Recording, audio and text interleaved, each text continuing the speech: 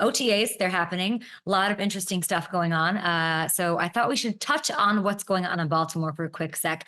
A lot of focus on the addition of this guy and what he's going to bring. So let's take a look at Derrick Henry. I've got to talk about what the Ravens lost a lot over the past couple of weeks. 16 guys, 16 from last year are now elsewhere. Patrick Queen, Clowney, OBJ, 60% of the starting O-line. There are holes that need to be addressed. But this week, it's been fun to hear from some of the guys who are excited, stepping up, know that they've got an opportunity with those spots missing.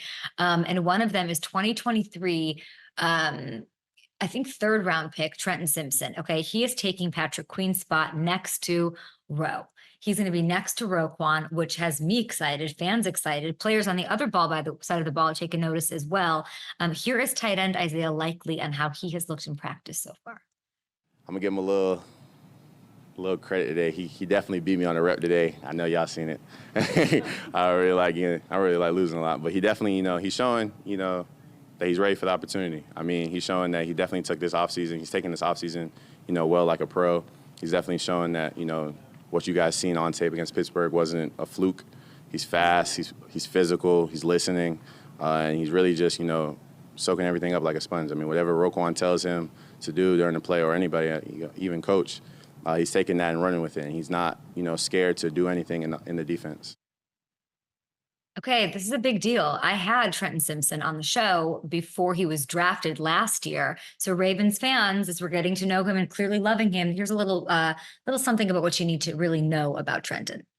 So what would you say that your biggest strength is on the field?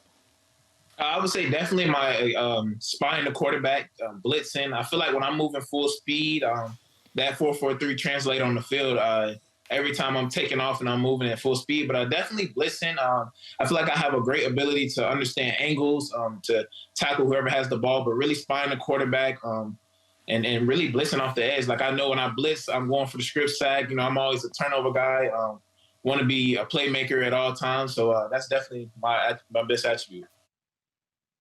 Okay, versatility, aggressiveness. He sounds like a Ravens linebacker, and I don't know how I didn't see it coming back then when interviewing him. By the way, you didn't hear him wrong. He ran a 4.43 40, you guys. So if he's soaking things up from Roquan, getting the love from Isaiah Likely and his teammates, and he's making the right reads with that kind of 4.43 speed, they might not miss Patrick Queen as much as everyone assumes and everyone thinks. He's certainly a player I've got my eyes on through training camp as an absolute stud going into 2024 with big shoes to fill, which seem to be motivating him quite well. Another player expected to step into a big role this year is former first rounder Rashad Bateman, okay? Rashad Bateman, a guy I was really high on for the past 3 years, hasn't quite worked out for him. A lot of injuries.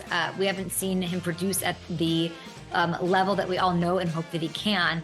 Usually first rounders that have these kind of bumps in the road are getting their fifth year options declined. They're getting their fifth year options traded. So this is interesting. And it sort of caught Hamilton's eye that DaCosta and company announced that they're extending him this week. It's a little bit of a, oh, interesting. It doesn't happen that often. So Bateman said yesterday that even he is surprised by that. So he clearly, has done a number on the coaching staff, and they know more than we do, and the front office, in terms of faith and what he can do when healthy, when given an opportunity. And it's showing up in OTAs as we're seeing and we're hearing. Mark Andrews asked after practice what it was going to take for Bateman to have the breakout that we all would love to see, and listen to his emphasis here. I think it's happening right now. I think he looks incredible.